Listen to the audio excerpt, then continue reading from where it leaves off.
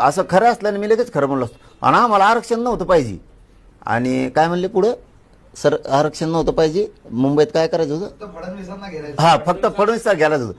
आम्ही मग आता मुंबईत आम्हाला काय म्हणले होते, पाय ठेवून देणार नाही, उभा राहून देणार नाही, मराठी कशी मुंबईत येतो बघू, एक दिवसाच परवानगी. मग त्या राग आम्हाला जर तसं करायचं असलं, फडणवीसला ते धुतलं असतं ना ते जाऊन वर्षा बांगल्यावर. अर्थ असा होतो की तुम्ही शिंदे यांचे आंदोलक हस्तक आहात असा थेट आरोप होतो.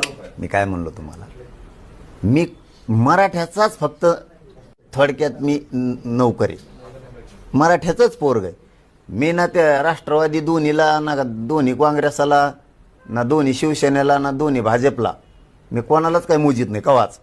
आपलं आहे ते रोखोक, माझा समाज माझ्या पाठीशी आहे आणि मी समाजाबरोबर आहे आणि मी रिझल्ट देतो समाजाला.